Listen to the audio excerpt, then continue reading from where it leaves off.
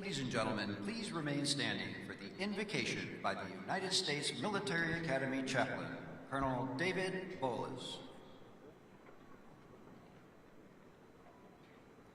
I invite you to pray with me. Praise be to the Lord my rock, who trains my hands for war and my fingers for battle.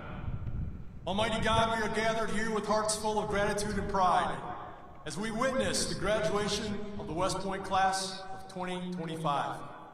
We thank you for bringing each graduate to this major milestone today. We thank you especially for your presence when they were plebes, under pressure, for providing patience as they learn to lead as yearlings, for their commitment and courage to affirm as cows, and for faithful friends who will finish together as firsties. And just as you have been faithful in the past, be their ever-present help in the future. Thank you for the teammates around them, their family and friends, instructors and sponsors, tax and trainers, mentors, and yes, even their tormentors, who stood with them over the last 4 years. Through them, you ensure these West Point graduates are prepared to lead America's sons and daughters in peacetime and in war. Bless this ceremony today with your presence. Bless our president as he leads and inspires us. And God bless the United States of America. In your holy name, I pray. Amen.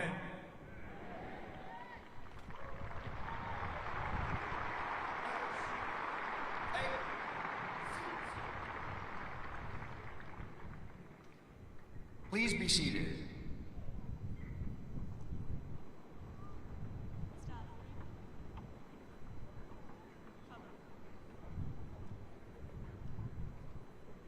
Take seats.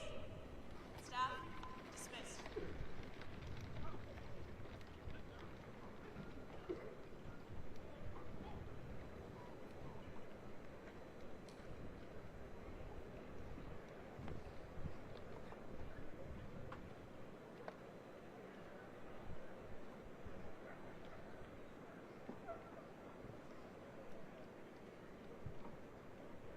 Please welcome the 61st Superintendent of the United States Military Academy, Lieutenant General Stephen W. Gilland.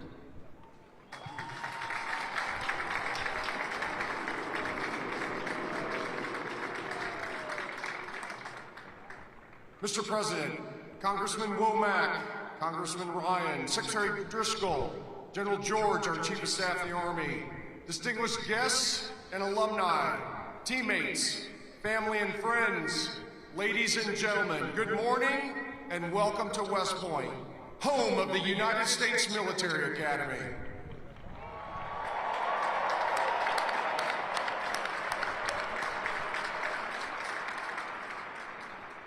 We are tremendously honored to have you here today to celebrate the 1,002 outstanding cadets of the class of 2025 as they graduate and commission as the newest officers and leaders of character in your United States Army. First, a very special welcome to the parents, grandparents, siblings, family, and friends of our graduates who are here today. Let's give them a round of applause.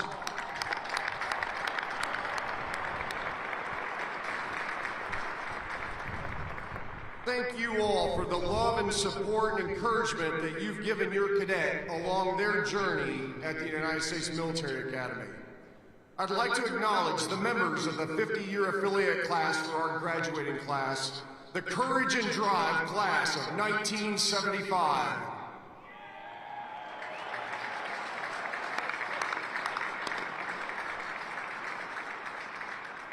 Thank you all for supporting, mentoring, and inspiring these new leaders over the past 4 years. You are all wonderful exemplars of leadership, excellence, and selfless service. And we are grateful to you for demonstrating the strength of the long gray line to this outstanding class. Class of 2025, together we thrive. Congratulations and well done.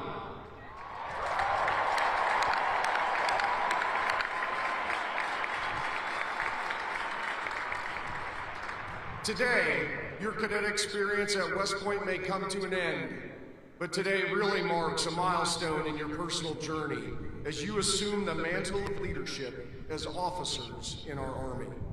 We know you all are looking forward to what's ahead. Travel, school, BOLIC, Ranger School, Sapper School, moving, living on your own. Some of you are getting married in like the next 6 hours. That's right. However, for all of you, I just ask of you, take a moment during the next few weeks while you're enjoying some free time to reflect on your time here. Think about all the opportunities and experiences that you've had and the challenges you've overcome on the road to becoming a leader of character.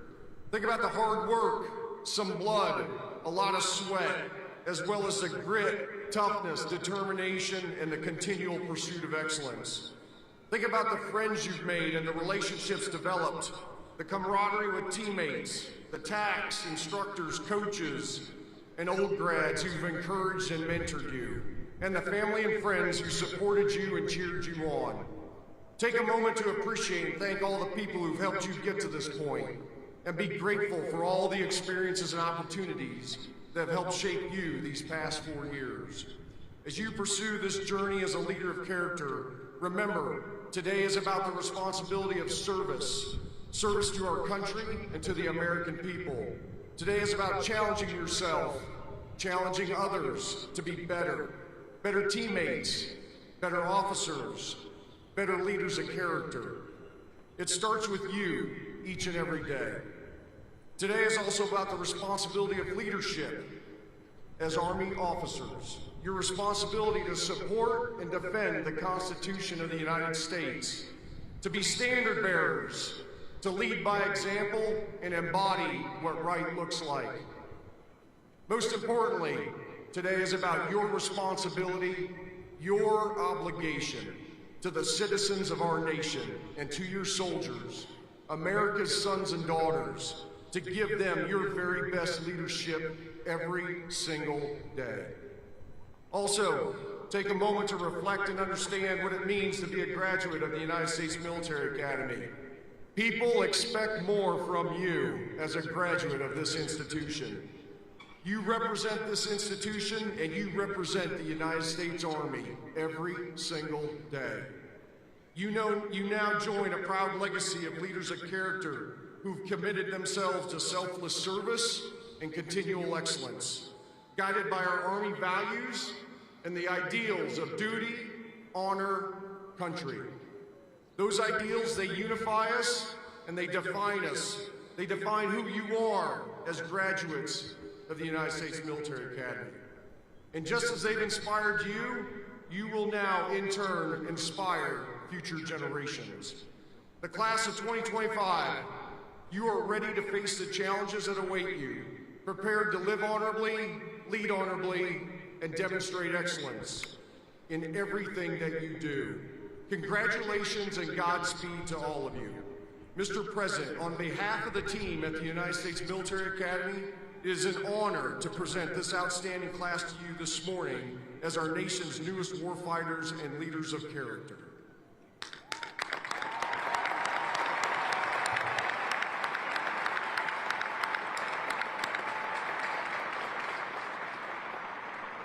Ladies and gentlemen, it is my honor to introduce this morning's commencement speaker, the 45th and 47th President of the United States, President Donald J. Trump.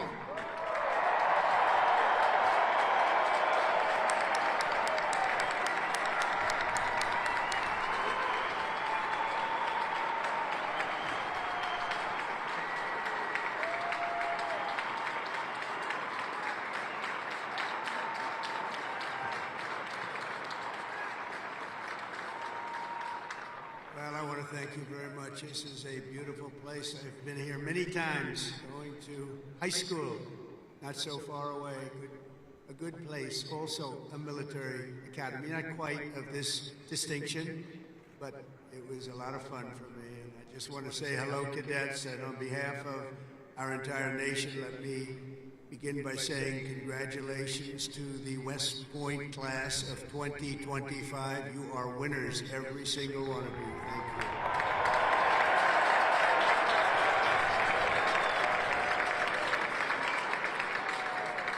And now we want you to relax, and I'm supposed to say at ease, but you're already at ease. You're at ease because you've made a great choice in what you're doing. Your choices in life have been really amazing.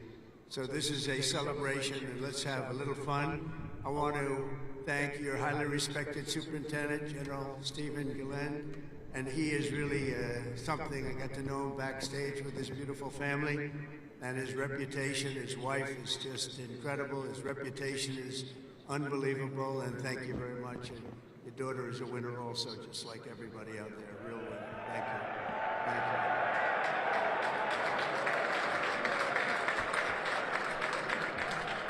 I also want to thank your Commandant General R.J. Garcia, Secretary of the Army Dan Driscoll, Army Chief of Staff General Randy George, Senator Ashley Moody, Representatives Steve Womack, Bill Heisinger, Pat Ryan, Mark Green, Keith Self, Acting U.S. Attorney Alina Haber, and very much just all of the friends. We have a lot of friends in the audience today, and I just want to thank them all for being here. We have a tremendous amount of my friends. They wanted to come up and they wanted to watch the ceremony, and they wanted to watch you much more so than me.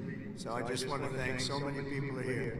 Over the past 4 years, an extraordinary group of professors, teachers, coaches, leaders, and warriors have transformed this class of cadets into an exceptional group of scholars and soldiers. And so let's give the entire group, the entire West Point faculty, the staff, for their incredible love of you and outstanding devotion to the Corps. Let's give them a little hand.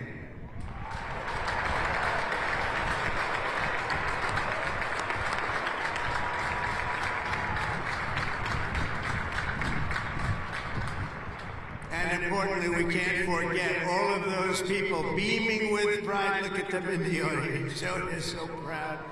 They're in the stands. So thank your parents, your grandparents, and family members who made this all possible for you.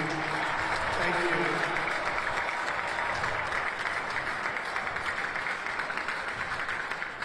And I think they must have done something right based on what I'm looking at. America loves our military moms and dads. Nearly 1/3 of the cadets graduating today are themselves the children of veterans.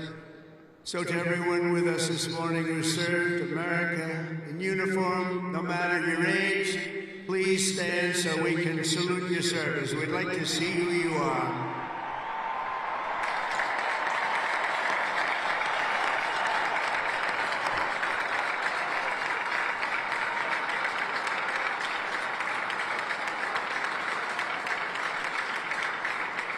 Congratulations.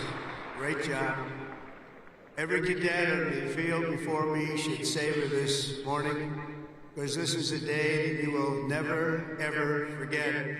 In a few moments, you will become graduates of the most elite and storied military academy in human history, and you will become officers in the greatest and most powerful army the world has ever known. And I know because I rebuilt that army, and I rebuilt the military.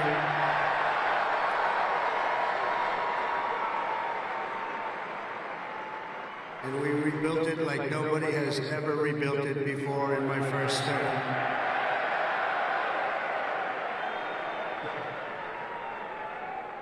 Your experience here at West Point has been anything but easy.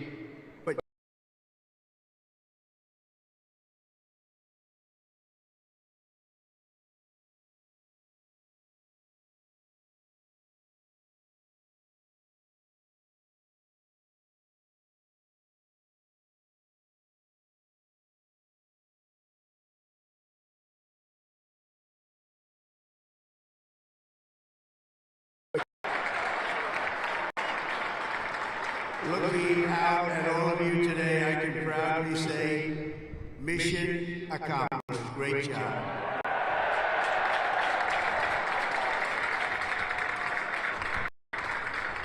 But now you have to go on. You have to forget that. Because now you have another. It's a sad thing, isn't it? You know, you can't rest on your laurels no matter what. just have to keep going. You take a little day off, and you go on to the rest, because you have to have victory after victory after victory, and that's what you're going to have as you receive your commissions as second lieutenants. Each of you continues down the same hallowed path walked by titans and legends of U.S. military law, giants like Ulysses S. Grant, John Blackjack Pershing, Dwight David Eisenhower, the one and only Douglas MacArthur, old blood and guts George Patton, and Norman Schwarzkopf. Oh, so many more. They and countless other patriots before you have walked out of these halls and straight into history, and today you officially join those immortal heroes in a proud ranks of the long gray line. You know that term, so beautiful, the long gray line. Among the 1,000 cadets graduating today, 26 of you wear the prestigious Star Wreath, signifying the highest level of academic achievement. Please stand up, 26. Let's see if somebody stands who shouldn't be standing.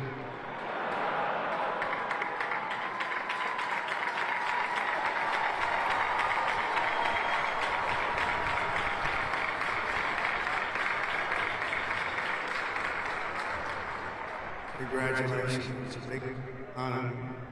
This class includes an incredible 4 Rhodes Scholars. Stand up, please, 4.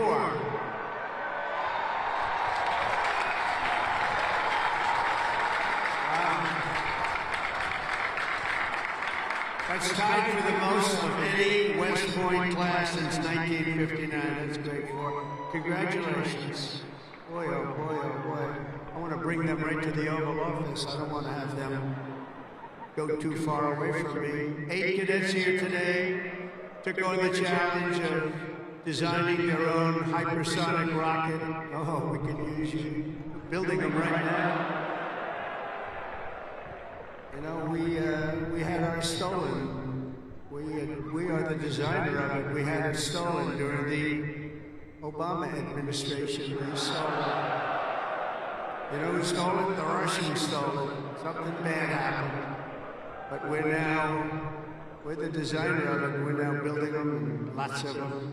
And earlier this year, they launched it into space, setting a world record for amateur rocketry. Can't get you in there fast enough. This class excelled not only mentally but also physically last January, when more than 1,000 cadets volunteered for an 18.5-mile march on a freezing winter night. Cadet Chris Verdugo completing the task in 2 hours and 30 minutes flat, smashing the international record for the competition by 13 minutes. Where is he? Where is he? Come up here. Come up here, Chris. Get up here. Come here. That's by 13 minutes. Come here, Chris.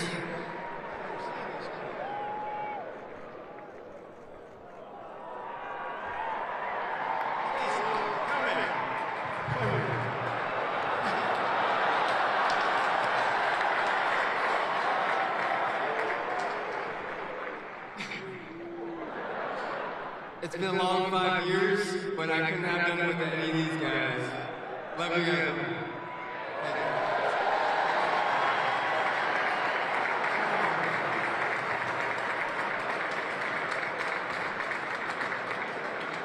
That's great. Keep it going, Chris. That really is a definition of Army strong, isn't it? International. International. This class includes 513 graduates who completed Air Assault School, 70 who completed Airborne School, 8 who made it through the ultra-elite Army Diver School, among the most difficult and grueling programs anywhere on Earth. That includes the first 2 women in West Point history to complete diver school, cadets Megan Cooper and Clara Saber. Where are you? Stand up.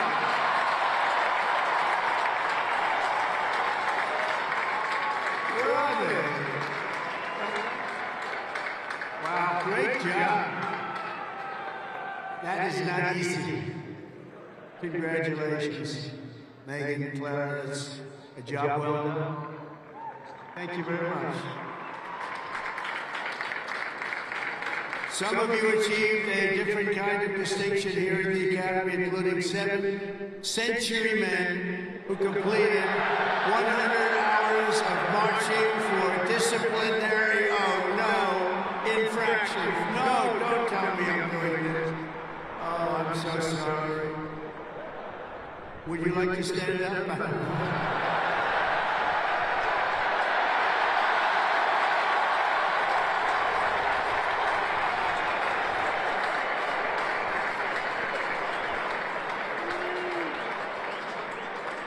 I think I saw Chris standing up. Chris, what's going on?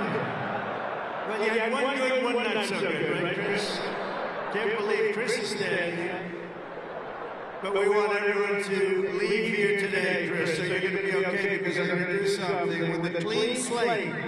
So in keeping with tradition, I hereby pardon all cadets on restriction for minor conduct offenses effective immediately, so you're all okay.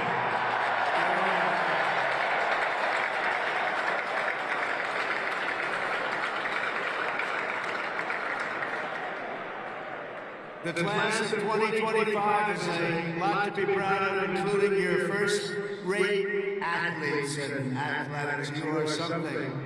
I've been watching too. I love the sports stuff. What you've done is pretty amazing. Last year, for the first time ever, Army lacrosse became the #1 ranked men's lacrosse team in the entire country.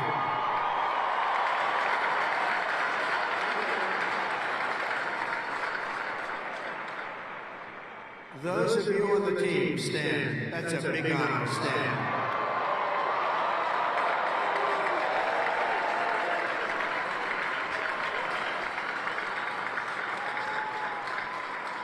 Great. That's a tough sport, too.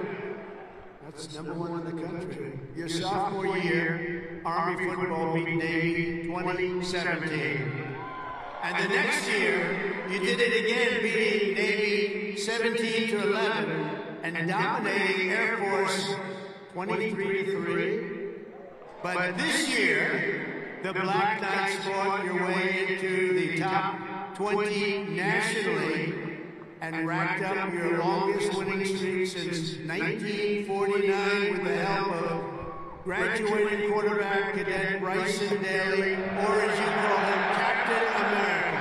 Captain America. Stand up, Bryson.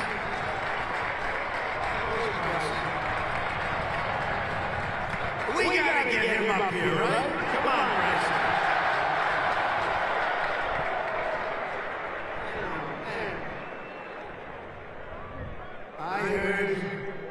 I heard he said, well, I came to a game and he was, I said, yeah, he can get into the NFL, but he chose this life. And you know what? I think he made a good choice. Come on up here, Bryson. Come on up. Wow.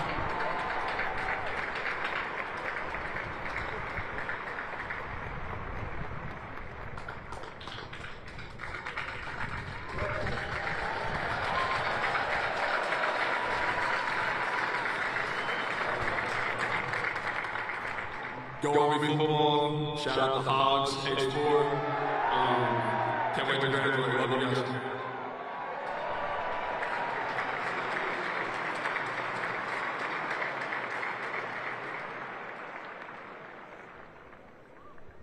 I just tapped his shoulders like I hit a piece of steel. He's in good shape. There's a reason, you know? There's always a reason for success. Thank you, Bryson. At a time when other top college quarterbacks were thinking about going pro, Bryson's mind was on something else. As he told an interviewer earlier this year, I'm focused on my career as an infantry officer. That's what he wants to do. So Bryson, you did the right thing, and service at its finest. Thanks, Bryson. That's amazing. He's an amazing guy with an amazing team. Each of you on the field today is among the most talented members of your generation. You could have done anything you wanted. You could have gone anywhere. You could have gone to any school. This is one of the hardest schools to get into. And writing your own ticket to top jobs on Wall Street or Silicon Valley wouldn't be bad. But I think what you're doing is better.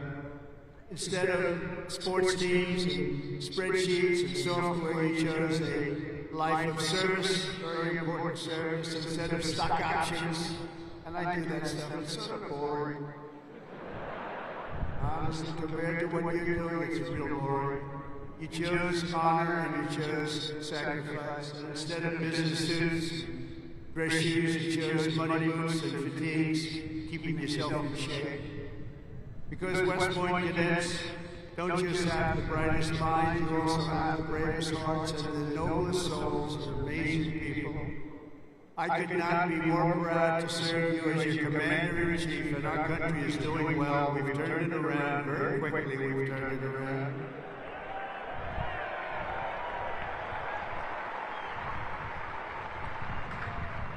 I just got back from the Middle East, and I was as you know, Saudi Arabia, Qatar, UAE, and I will tell you, they said, all three leaders, great leaders of those three nations, they all said the same thing. The United States of America is hotter now than we've ever seen it, and a year ago, it was as cold as it gets, and it's true.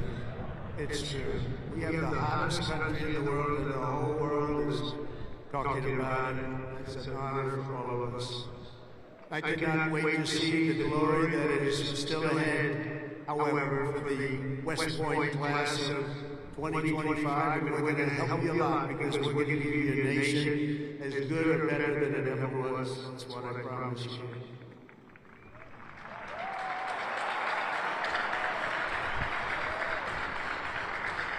All the victories that you've had together in these grounds will soon pale in comparison to the momentous deeds that you'll perform on the mission you're accepting today as a future leader of America's Army. And we have that Army geared up. We have ordered, just $1 trillion military budget, General. You know that? $1 trillion. Some people say, could you cut it back? I said, I'm not cutting 10 cents. It's another thing we can cut. We can cut plenty of others, right, Dan? We can cut plenty of other things. We have a good man in there. It's a very different warfare out there today. Now they've introduced a thing called drone. A drone is a little bit different. It makes you have to go back and learn a whole new form of warfare. You're going to do it better than anybody else. There won't be anybody close. Generation after generation of men and women of the Army have done whatever it takes to defend our flag, pouring out their blood into the fields of battle all over the world. And all over the world you're respected like nobody is respected. Our soldiers have sprinted through storms of bullets, clouds of shrapnel, slogged through miles of dirt and oceans of sand, scaled towering cliffs of jagged rock. And time again, the American soldiers charged into the fires of hell and sent the devil racing in full retreat.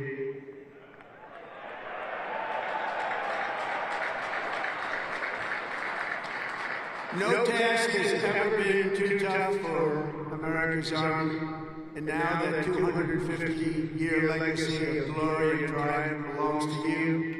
The 1,000 newest officers of the greatest fighting force in the history of the world. That's what you are. That's what you're being thought of.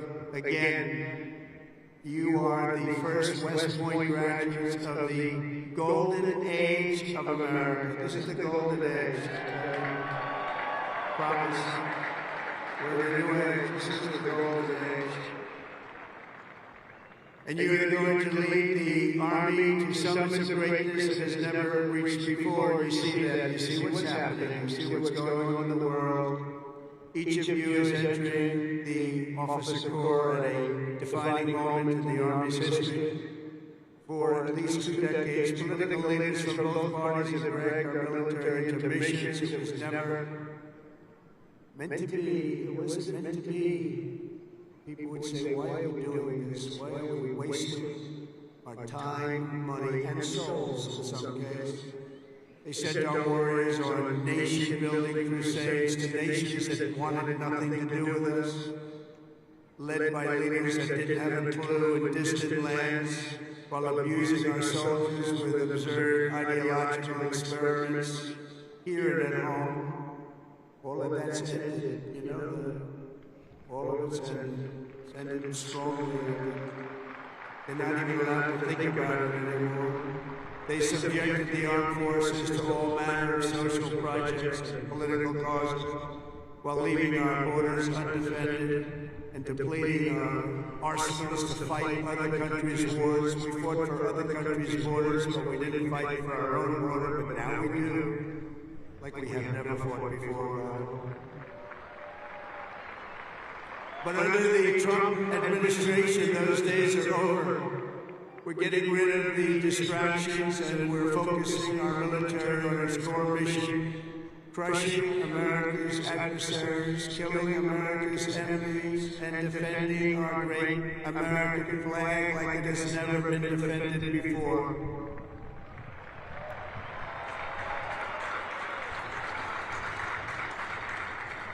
The job of the U.S. Armed Forces is not to host drag shows, to transform foreign cultures, but to spread democracy to everybody around the world at the point of a gun.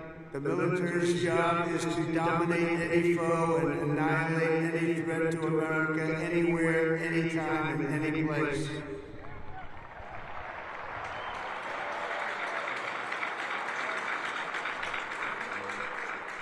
A big part of that job is to be respected again, and you are, as of right now, respected more than any army anywhere in the world, and that's happening, and I can tell you, you are respected like nobody can believe.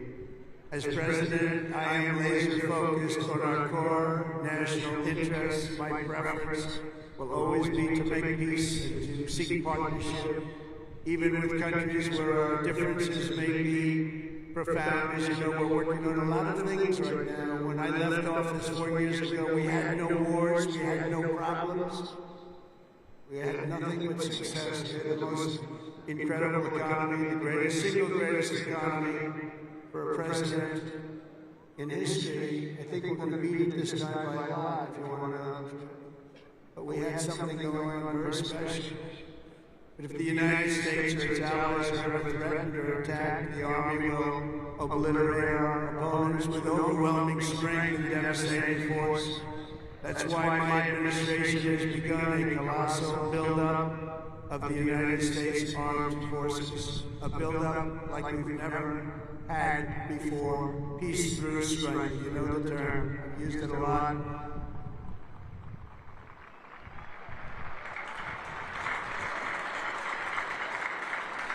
Because as much as you want to fight, I'd rather do it without having to fight. I just want to look at them and have them fold. That's happening. That's happening. And I've approved a $1 trillion investment, and that will be, again, the largest ever in the history of our country. And we are buying you new airplanes, brand new beautiful planes, redesigned planes, brand new planes, totally stealth planes. I hope they're stealth. That whole stealth thing, I'm sort of wondering. You mean if we shape a wing this way, they don't see it, but the other way they see it? I'm not so sure. That's what they tell me. We have the best tanks anywhere in the world. We're going to start shipbuilding again. We're going to start ship. We used to build a ship a day. Now we don't build them anymore. We had a lot of people that didn't know much about getting things built, but that's all I've done in my life is build. We're going to have the best missiles. We already do drones and much, much more. Earlier this week, I think you'll like this. I announced that we are officially building all in America, made in America, designed in America. We're the only ones that could do it because we're the only ones with the great technology. We're building the Golden Dome missile defense shield to protect our homeland and to protect West Point from attack. And it will be completed before I leave office.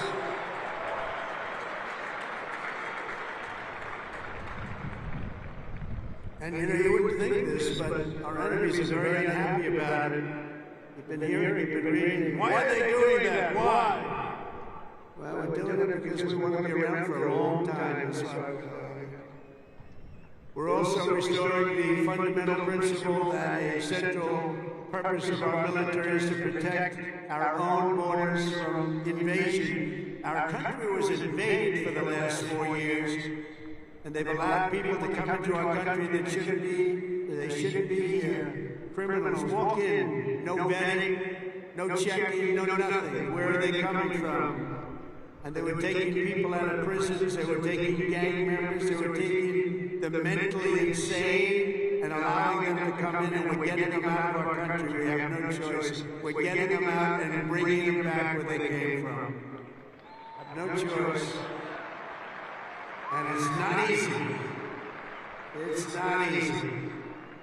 But hopefully the courts will allow us to continue. You know, we had the greatest election victory. This was November 5th. We won the popular vote by millions of votes. We won all 7 swing states. We won everything. We won 2,750 districts against 505. 2,750 against 505.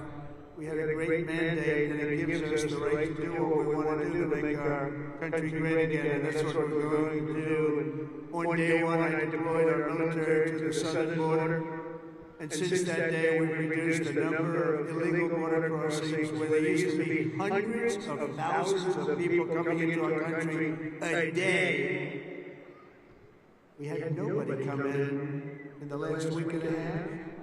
We were at 99.999%. 99.999. That was with the help of our military. We had one person come in. One. You know why? He got very sick. We brought him through to have him brought to a hospital. One person. And for that, please don't hold me responsible, but that's okay. They did the right thing. Gone are the days where defending every nation but our own was the primary thought. We are putting America first. We have to put America first. We have to rebuild and defend our nation. And very shortly you're going to see a nation better than it's ever been. And you see that with the trade. For years we've been ripped off by every nation in the world on trade. We've been ripped off at the NATO level.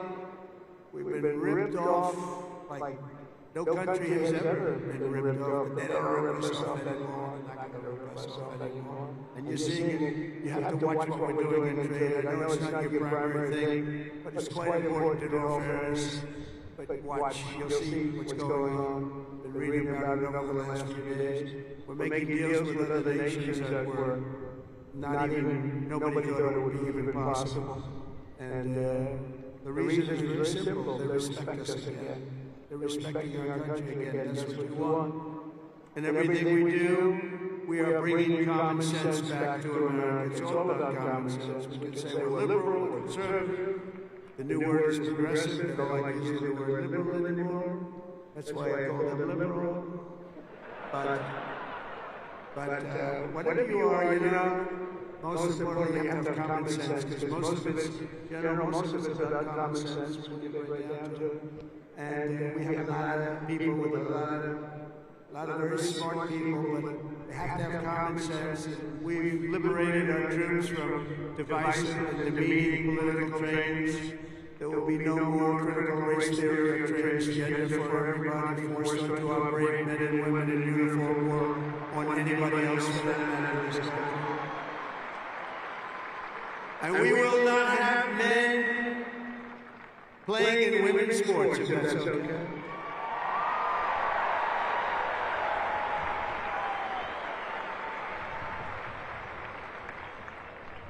I mean, I wouldn't want to have to tackle, as an example, Bryson as a man, but I don't think a lot of women want to tackle him. I don't think so. How crazy is it? Men playing in women's sports, how crazy is it? So ridiculous, so demeaning to women. And it's over. That's over. We've ended it. and promotions and appointments will not be based on politics or identity. They'll be based on merit. We won that case in the Supreme Court of the United States. We're allowed to go back to a system of merit. We're a merit-based country again today.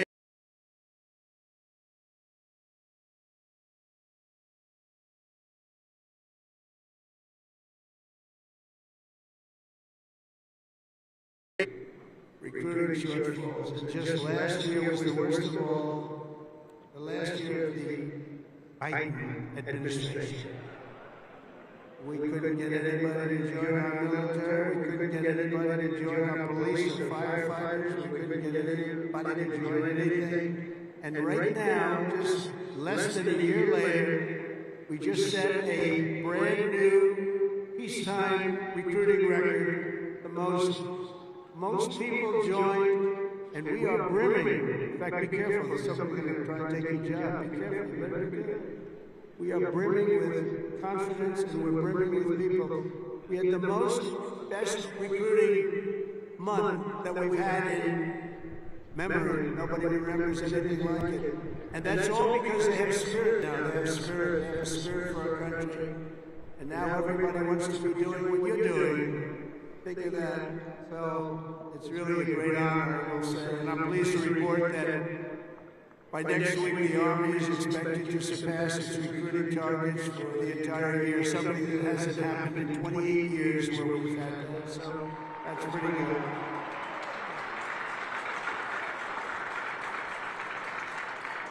And it's nice to know that you're doing something that everybody wants to do, isn't it? Really nice. I hated to hear that. During the campaign, I was hearing that you couldn't get people to enlist, but now we're getting people. It's sad because we're telling so many people, I'm sorry, we can't do it. My administration is doing everything possible to forge the most powerful military ever built. But ultimately, the task of keeping America strong and safe for the years ahead is going to belong to you. Among you are the lieutenants, majors, colonels, and generals who lead the Army for the next 10, 20, 30, and even 40 years. So as Commander-in-Chief, let me offer a few words of advice as you begin your Army careers. And I thought I'd do this, and I can make this to a civilian audience or to a military audience. It's pretty much the same. And I did this recently at Ohio State, and they really liked it. I gave them a little advice as to what I see for what you want to do, and some tips. And first of all, and you've already done it, different from civilians that are making their decision right now. You've already made your decision. I love your decision. You have to do what you love. You have to do what you love. If you don't love it, you'll never be successful at it. And you've done this, and you really, many of you in the audience, many of you that have graduated, you come from military backgrounds, or you love the military, it's what you want to do, it's what you want to talk about. One thing I see about people that love the military, that's all they want to talk about. I'll be out to dinner, generals, if they love their job, usually the only good ones are the ones who want to talk about it all the time. But if they talk, that's what they want to talk about. I really, very rarely see somebody who's successful that doesn't love what he or she does. You have to love what you do. In your case, the military is what you chose, and I'll tell you what, you cannot go wrong. You're going to see it too. You're going to love it more and more with time. You know, I work all the time. That's all I do is I work. Whether it's politically or before that, I was a very good businessman, in case you haven't heard, really good. But I was good because I loved it. I loved it. I learned from my father a little bit. My father was a happy guy, and all he did was work. He'd work Saturdays, Sundays, he'd work all the time, and he was a happy guy, just loved life. And I learned that. I said, you know, it makes him happy. I've seen other people that never work, and they're not happy. You gotta love it, otherwise you won't be successful in the Army. There are a lot of different paths you can take, so follow your instincts and make sure that you take the path that you love, that you're doing something that you love within your military. You will be happier, the Army will be far stronger for it. Second is to think big. always think big. If you're going to do something, you might as well think big, do it big, because it's just as tough, and sometimes it's a lot easier thinking big than doing a small task that's more difficult. One of your greatest graduates, General Eisenhower, used to say, whenever I run into a problem that I can't solve, I always like to make it bigger to solve it and solve more of it. If you're going to solve a problem, it might as well be a big problem as opposed to a small problem that lots of people can take advantage of and solve. So you can achieve something really amazing. Think big. Third, though, you got to do this. Brain power you have to have. Potential you have to have. But to be really successful, you're always going to have to work hard. An example is a great athlete, Gary Player, great golfer. He wasn't as big as the other men that were playing against him, great, big, strong guys. Gary was a smaller guy. I don't want to say too sweet. A friend of mine gets a bit angry at people because he hits the ball just as far. He said, I hit the ball further than them. Why am I small? But he worked very, very hard. He was always doing exercise. He was well ahead of his time. He never stopped. He won 168 golf tournaments. He won 18 majors, 9 regular and 9 in the senior tour. 18 with 168. That's the most tournaments internationally, the most tournaments anybody's ever won. But he made a statement years ago, and I heard it. He's the first one. I think I've heard it a couple of times since, but he was the first. He said, it's funny. The harder I work, the luckier I get. And think of that, the harder I work, the luckier I get. And he worked hard, and you're working hard, and the harder you work, the luckier you're going to get. Fourth is, don't lose your momentum. Momentum's an amazing thing. Keep it going. I tell a story sometimes about a man who was a great, great real estate man. It was a man who was admired for real estate all over the world, actually, but all over the country. He built 11 towns. He started as a man who built one house. Then he built 2, then he built 5, then he built 20, then he built 1,000, then he built 2,000 and 3,000 a year. And he got very big, very big. He was great at what he did. You see him all over the country, still 11 towns. This was a long time ago, but he was the first of the really, really big home builders.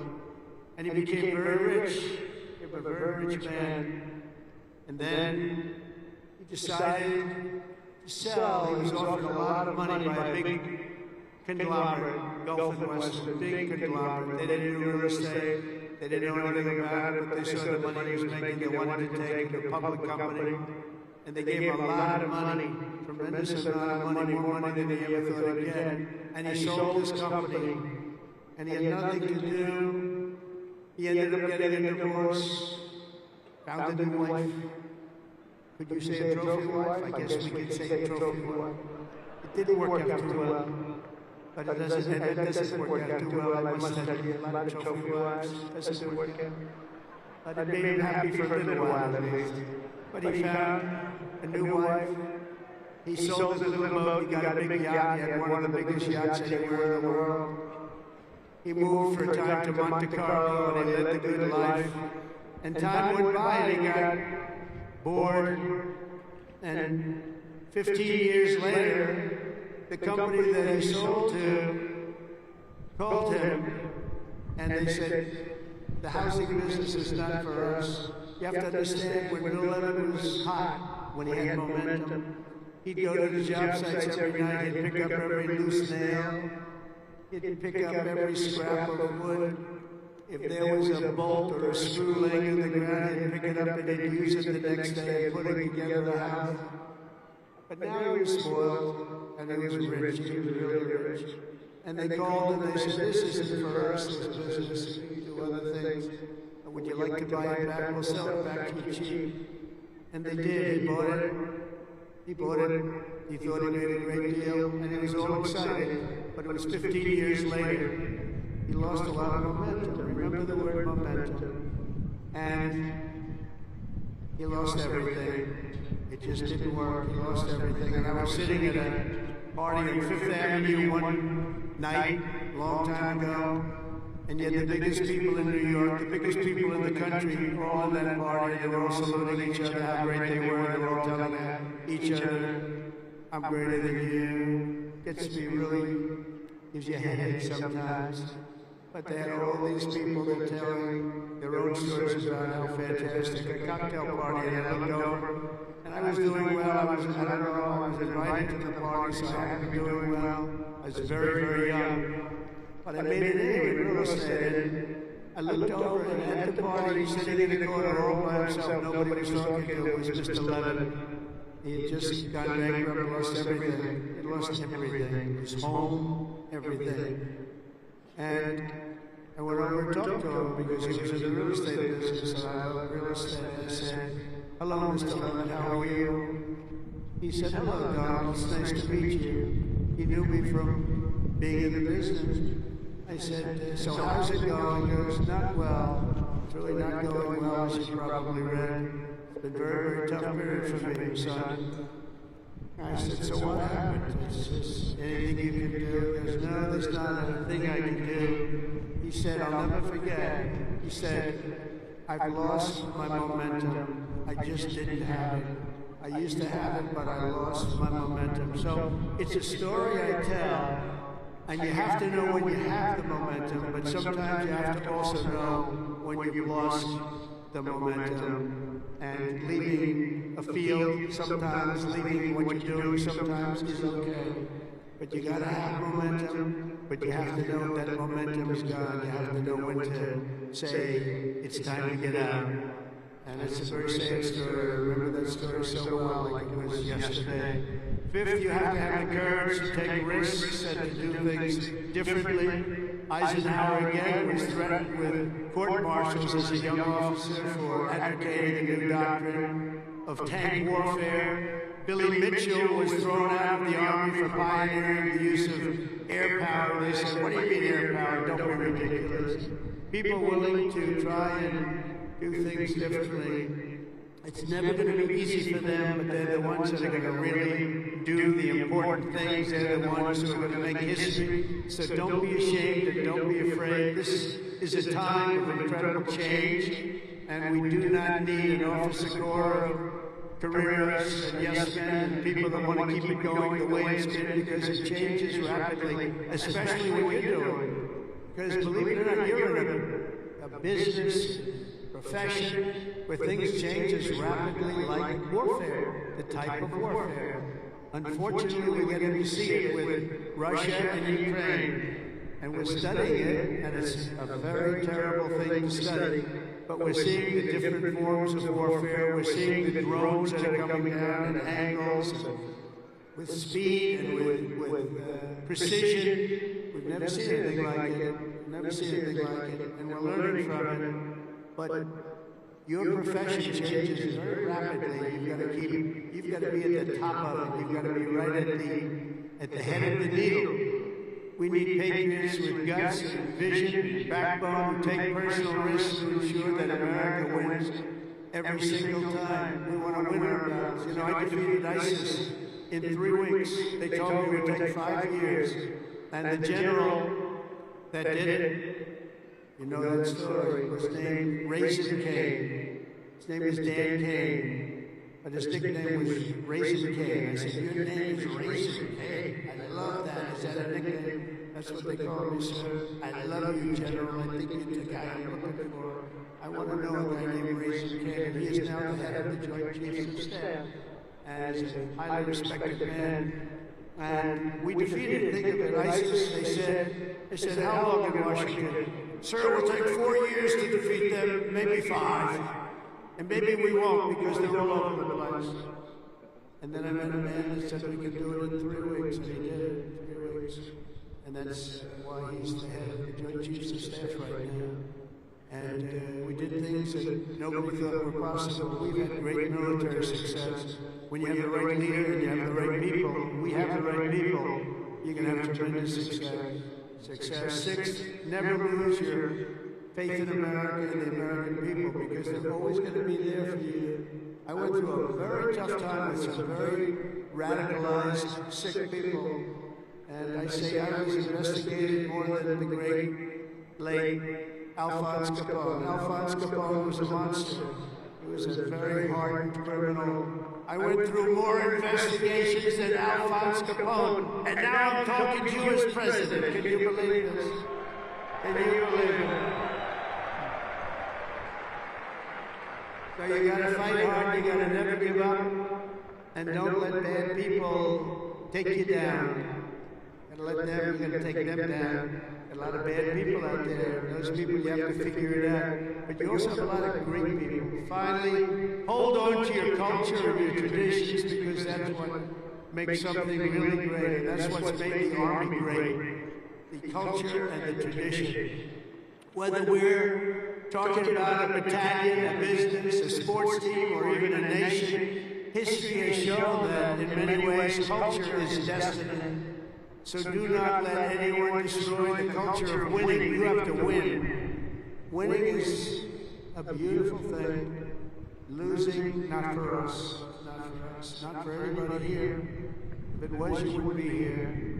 From the earliest days of our nation, this supreme tradition of American military service has been passed down from soldier to soldier and generation to generation. And it's a beautiful thing to watch. Graduating today is Cadet Ricky McMahon, Ricky's great-grandfather. Stand up wherever you are, Ricky, if you're going to like this. Ricky's great-grandfather served in World War I. His grandfather served in World War II. And his uncle, father, and mother all graduated from West Point. Where's Ricky?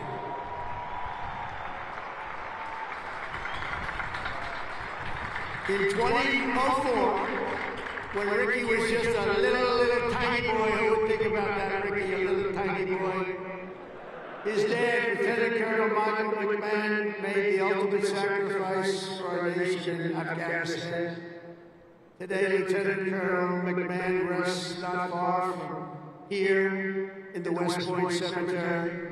Last year, 2 decades after losing his father, Ricky placed a gold chip from his dad's 1985 class ring into a crucible along 87 other rings were with it of past West Point grads that were melted down to forge those now worn by the class of 2025. You all know that? You know what you wear? I want one. Ricky, I want one. Each of you will carry Michael's memory with you always as you continue the legacy he gave you, and gave you something that would be so proud. He would be so proud. He is proud. She looks down. To Ricky and his mom, Jeanette, you embody what this place is all about. And I know Michael, he's up there, he's smiling broadly. He's so proud. He's so proud of you today, you know that. And as a man, couldn't be, and he is a man that couldn't be more proud. And I want to I just love that story. Everybody's ring, they're going to remember you, they're going to remember your family, and most importantly, you're going to remember a great tradition. It's a great tradition of West Point and of winners. Thank you very much. It's great to meet you. Thank you. You can sit down. You want to come up? If you want to come up, come on, come on. Come on.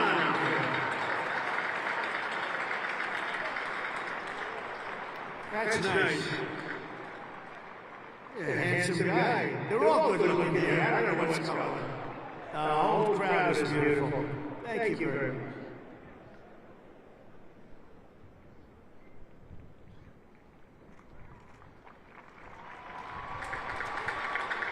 I'd like to thank my mother. I'd like to thank my family. And I'd like to thank G3, Go Gophers.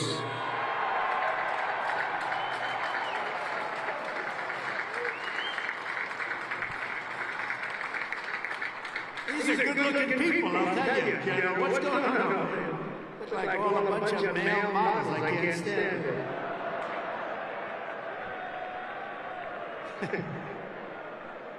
For 2.5 centuries, our republic has endured because of heroes like Michael, have laid down their lives for America, and because young people like all of you have picked up the banner of service and carried forward the flag of freedom from Lexington to Yorktown, from Gettysburg to Sicily, and from Incheon to Fallujah. America has been won and saved by an unbroken chain of soldiers and patriots who ran to the sound of the guns, leapt into the maw of battle, and charged into the crucible of fire to seize the crown of victory, no matter the odds, no matter the cost, no matter the danger. All over the world, our soldiers have made sacred the ground where they shed their blood, showed their valor. From Seminary Ridge to San Juan Hill, Bellawood, Omaha Beach, Leyte Gulf, Ardennes Forest, Chosen Reservoir, all over, and even a place called Pork Chop Hill. And in all of those battles and so many more, some of the best, brightest, and bravest have come from right here at the U.S. Military Academy at West Point, one of the great fabled places anywhere in the world. America's Army has never failed us, and with leaders like the West Point class of 2025, the Army will never fail. We will never let you down.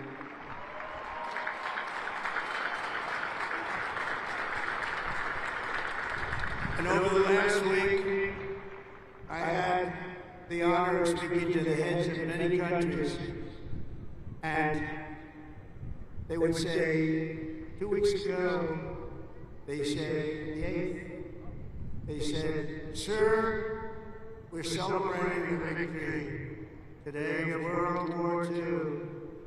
And I said, "Wow, that's nice." Then I'd call another one, unrelated. "Sir, we're celebrating the victory of World War II." Then I called out President of France or something, also unrelated. He said, "Sir, we're celebrating our victory over World War II." I said, "Whoa, what happened here?" We helped them a lot. And I had this. Russia talked to Putin about ending that terrible war that's going on. And he said they're having a big victory march. And they did lose, in all fairness, 51 million people. But they were all celebrating. The only country that wasn't celebrating was the United States of America. And I said, "Isn't it amazing? We were the ones that won the war. And we were helped.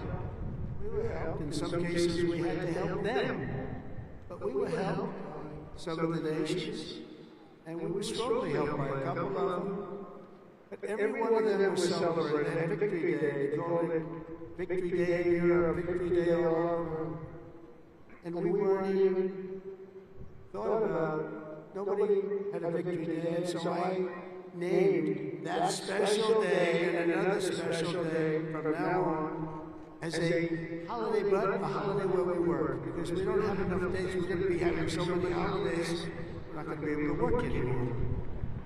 But I named it for World War II, and a separate day in November, as you know, for World War I. I said, you know, all these countries that participated in the war are celebrating, but the greatest country of them all, and the country that won the war, nobody even talked about.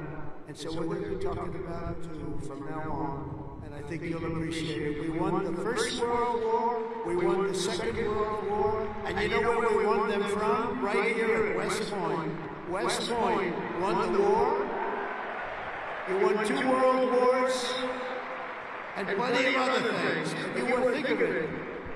We don't want to have a 3rd World War. But we won the First World War, we won the Second World War right here from West Point. And that's something. And we're going to be talking about it. You know, they can talk about it. And in some cases, as you know, they didn't do too much to help. They were ground down. But they were celebrating victory. No, we're going to celebrate victory because we're the ones that won that war. Standing before you today, I know that you will never stop. You will never quit. You will never yield. You will never tire. You will never, ever, ever surrender. Never give up. Remember that. Never give up. It's another little factor I could have added. Never, ever give up. Raise your right hand. I pledge I will never, ever give up. You can never give up. You can never give up. If you do, you're not going to be successful because you'll go through things that will be bad. You can have great moments, you can have bad moments. You can never give up. Through every challenge and every battle, you'll stand strong, you'll work hard, you'll stay tough, and you will fight, fight, fight, and win, win, win.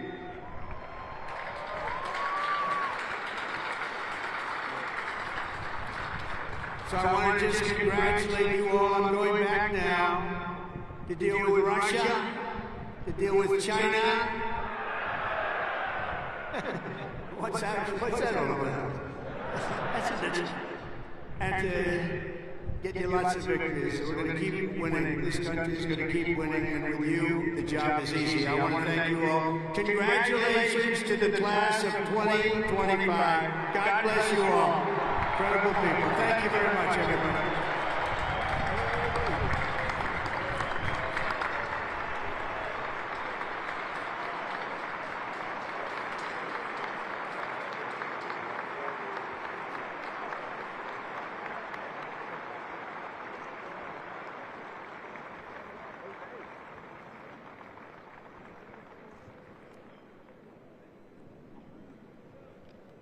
Ladies and gentlemen, at this time, please remain standing for the presentation of the class gift. The class president, Cadet Catherine LaRue, will present a panoramic photo of the class of 2025 to the president.